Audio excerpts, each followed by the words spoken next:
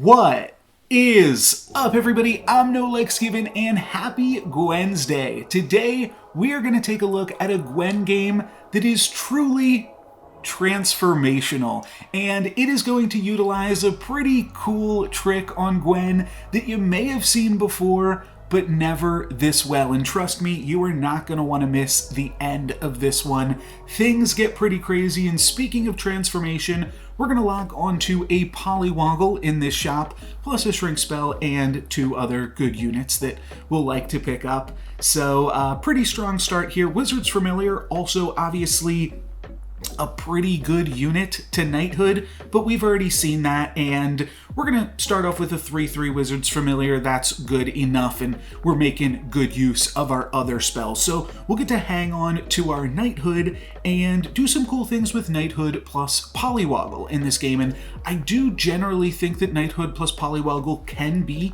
a cool combination, because if you happen to transform into something good, then you've got an upgraded copy of it already, and you can use that to really snowball and steamroll the rest of the lobby. And Mad Mim is an insane pickup for our third unit on this turn, because now we're not going to try to slay with Polywoggle this turn. We're going to put Polywoggle in position 4, but next turn we'll put Polywoggle into position 1, and then if it slays, we'll have an upgraded tier 4 unit that hopefully can allow us to take over the rest of this lobby. So that is the plan, and up to a pretty strong start here, hanging on to this Knighthood and going into level 3. We are actually going to wind up getting a win this combat here too against the Merlin, so that is pretty nice, maintaining our health total, and then we'll be able to pick up 2 units on this turn with the Spellweaver. I'll just pick up the Kitty Cup Purse, then I'll free roll, see what we can find, and Mixawizzle is one of the best possible things that we can find. Now, there's 2 different ways that this plan can go. Either next turn we Mixawizzle the Spellweaver, and then we can upgrade a tier 4 unit, and the way that Knighthood works with Mixawizzle or any other type of kind of transformation effect is you will get to keep that Mixawizzled unit as an upgraded tier 4 unit. However, if Polywoggle slays, which it does, we will now be able to Mixawizzle this Polywoggle. It's going to transform into a tier 4 unit right now, and then we'll Mixawizzle it. It'll turn into a tier 5 unit, and then we'll get to Knighthood it and keep around an upgraded tier 5 unit. And that's really great. I am going to pick up this Wizard's Familiar before we do that as well, and we get Tweedle, which is a really good option, and at this point, I basically feel like I've won the game. Now, obviously, we haven't won the game just yet, but this Tweedle is insanely powerful, and then we'll leave again to pick up a Brave Princess just to pursue a potential tier 3 treasure. When this Tweedle dies, it's going to resummon with flipped stats doubled, so it is going to have 15 attack and 46 health on 3.1. Absolutely insane, and that is really going to help us just crush this lobby. You can add all of my opponent's unit stats up, they're not going to be able to get to 46. It's just incredible, and then we've got 2 ranged units in the back even. Even though Muerte is summoning double sheep with corrupted heartwood and an upgraded Minotaur, a bunch of 4/1 sheep are not going to be able to take down this Tweedle. And that was a really strong start from that Muerte as well. But our start is even stronger here, and that's really going to allow us to just pursue a bunch of different angles with this game. I don't want to get too greedy. I'll still take a Jack's Jumping Beans and try to be strong where I can. And Hermes Boots, also really, really good. Hermes Boots. Pick that up, and that'll help us slay with the Brave Princess. One of the reasons I do want to still try to be as strong as I can, where I can. Oh, kind of an interesting play here too. I will flip the Sleeping Princess, hope to get a Sherwood Shore Shot. The Darkwood Creeper can do some work with Tweedle, so it's kind of interesting. But basically, I do want to try to find other ways to press the advantage that I already have from Tweedle, so definitely going to be looking to purchase some XP in the future and things like that.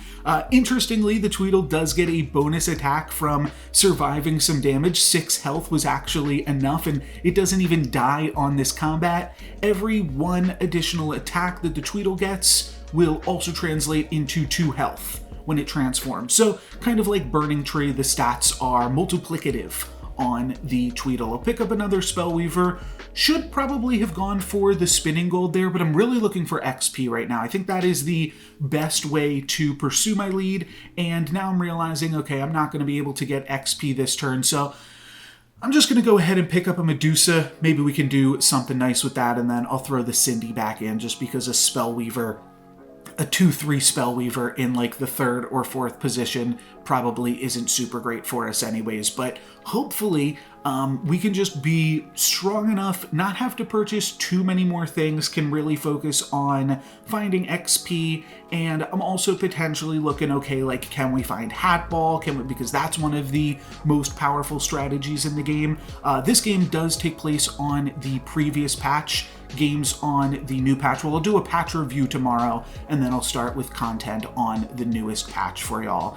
And yeah, we're definitely crushing it here. We are going to be able to take out this Sharebear with the Medusa, and then we will really just be rolling for XP. That's the main way that this board is going to get more powerful with the most consistency, and we find Wish Upon a Star, and that is an absolutely great pickup because we're probably pretty likely to be winning all of our combats here. We can also put the Medusa back in.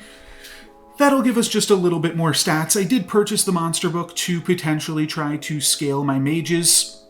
And then one other thing that I am potentially looking for, the reason that I didn't purchase the spinning gold as well, is I am potentially looking for a True Love's Kiss. If we can find a True Love's Kiss for this Tweedle, Tweedle's very good, but an upgraded tier 6 unit could also be really fantastic. And people are going to be potentially level 5 in the next 2 turns, so the Tweedle's going to start to fall off a little bit, but it should do a nice job to carry us for right now. Brave Princess, going to get that Slay, and then the Mummy is going to take out the Spellweaver. And do think that we'll have enough here with the Tweedle and the Wizard's Familiar to clean up, or at least so I thought. My opponent does have a really large Queen of Hearts. We get really awkward rolls on this combat. Medusa gets taken out. We actually wind up tying the fight. I don't have the tracker on the screen here, but honestly, we were probably super likely to just win that fight and got a little bit unlucky. So that is going to be a little bit unfortunate, but I'm going to pick up a treasure map and then a 9 Sea Terror, and I'm thinking we can Mask Ball here, and there's a few more looks for 9 Sea Terror, potentially find that tier 7 treasure. We wind up finding a Hercules though, and I'm going to try to see if there is a way to sell 4 units while still keeping this 9 Sea Terror and potentially grabbing this Hercules, and I'm going to sell these 4 benched units here and pick that up. Hopefully we can find the 9 Sea Terror before the Hercules completes its quest and pick up a level 7 treasure and a level 6 treasure, and that'll at least give us some strength to the board in another way, as this Tweedle is going to start to fall off later into the game, and we don't have to worry about the Hercules completing super quickly, but we are going to walk away from this combat with a win. So really looking for 9 Sea Terror at this point. That is like my main concern. It's the main thing that I'm looking for. Though XP, also pretty good. I'm going to wind up picking that up because we didn't get the XP earlier from the Wish Upon a Star. I'm going to roll past a Burning Tree, just try to find 9 Sea Terror, give it one last look before we hit level 6, and then once we hit level 6, I mean, we'll still be looking for 9 Sea Terror, but we'll see what more we can do. We're definitely past Hat Ball at this point, and we have got a bunch of really strong units. We've got a 20/20, we've got the upgraded Tweedle, and then we've got this Wizard's Familiar, and then Medusa, and a 10 attack ranged unit, and a 10/10 in the back line. So looking good, but definitely want to try to move this lead into something else. This is natural 5.0 though right now. We are 2 XP up on the rest of the lobby, so we should be able to translate this and still be pretty strong for right now. Up against Merlin, they are going to have some lightning dragons, which are going to take out our backline units, but our frontline units are pretty strong as well. They also have a pair of monster books, always good with Merlin. Lightning Bolt's going to take out Spellweaver, and they do have a pretty nice backline with their Wizard's Familiar too. So this one will get a little bit close, but I think we will still, we will still walk away with a win and a little bit more progress onto Hercules as well. So main goals here are to find another Nyan Sea Terror, and that is exactly what we find. So we're going to be able to pick up a tier 7 treasure right now. Magic Sword is the best for the current board. Black Prism though is really sweet, so I kind of want to take the Black Prism, but I think I'm just going to go for Magic Sword. It's just going to make the Tweedle so much stronger. Like I said, any attack stats that you put on Tweedle are going to be multiplicative, and Magic Sword is the best treasure to go along with that. So it'll give it 100 attack, and then it'll give it 200 health and an additional 100 attack for the Tweedle resummon. So that's going to be really good. Do consider taking another Nyan Sea Terror here. Also consider Jormungand. I think that both of those things are fine. Also interesting, I could put the Hercules in the Magic Sword slot. That would allow Hercules to immediately complete its treasure, though I just don't think we need that. Basically, I think one of the best things that we could pick up here would be like an Ashwood Elm, or not an Ashwood Elm. This is an Ashwood Elm. I was going to say Echo Wood, but I think I will pick up an Ashwood Elm because we've got enough gold to pick it up, and trees are going to be one of the best things you can transition into. Burning Tree also going to go really well with the Magic Sword, and that's definitely an avenue that I want to pursue. Tweedle, like I said, is just going to be really, really strong here. That can single-handedly win the fight, and Hercules could also get some work done on this one because my opponent has a little bit of a summon comp going on. So Hercules is going to be 20 away from completion. That'll complete next turn, and then Tweedle will just make it so that we're not losing any combats here. So still doing good. And I think that this is like a good way to kind of transition, is even though it's not super exciting, it is just one of the strongest things that you can do from this position. I do think, speaking of strong, that we are strong enough that we could just activate Lance right here. And the biggest difference between Lance and Hercules, why I didn't put Hercules in the Magic Sword slot, is because I felt like Hercules was going to complete anyways. And didn't feel like I needed to make my board less strong, especially against the other 30 health player in the lobby. But now I'm up against a 2 health player in the lobby.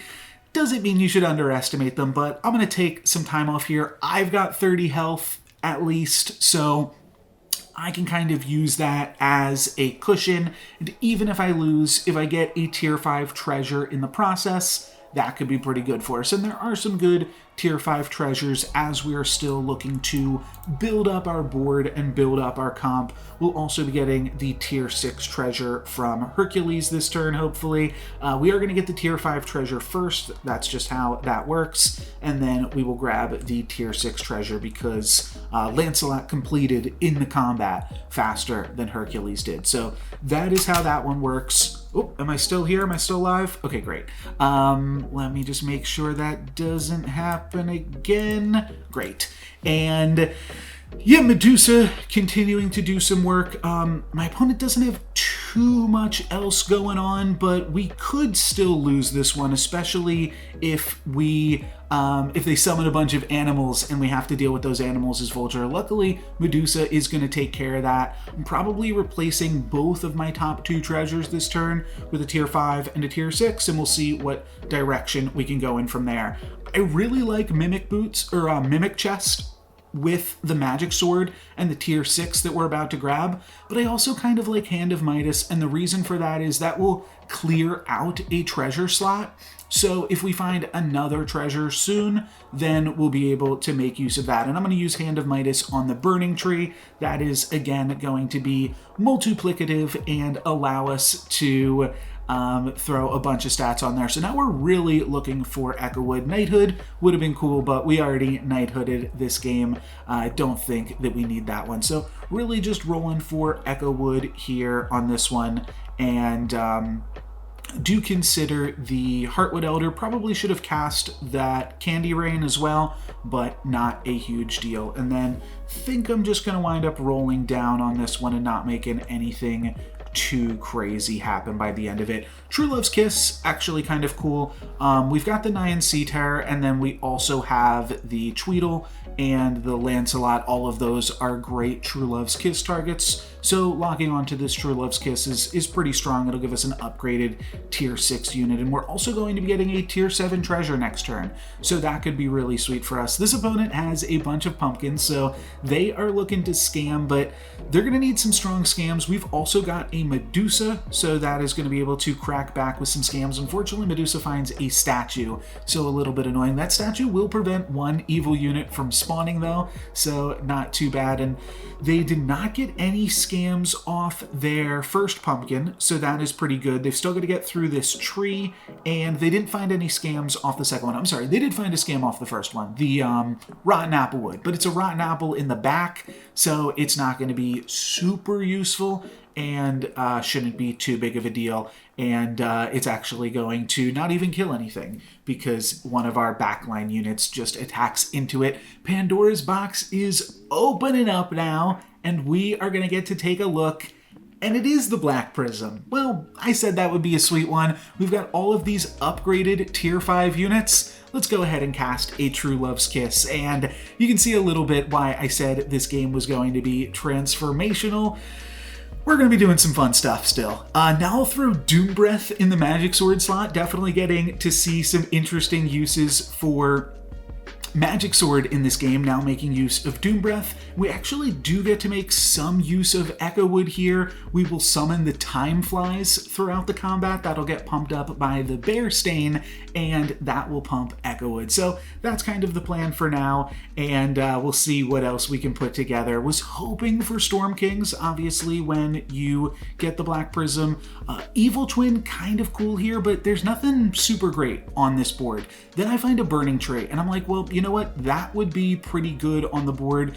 One thing that is cool with the Burning Tree is it will get the Robin Wood buff, and that will pump up the Echowood. So kind of like that, gonna lock on to another Burning Tree. At the last second, I put Burning Tree in front of the Evil support, which now unfortunately means that Echowood is gonna get the Robin Wood bonus. So kind of messed up there at the end, but Doom Breath is gonna get a huge swath of damage in, and then Robin Wood is also taking out one of my opponent's hippocampuses, so we are actually still going to walk away from this one with a pretty commanding win and looking pretty strong.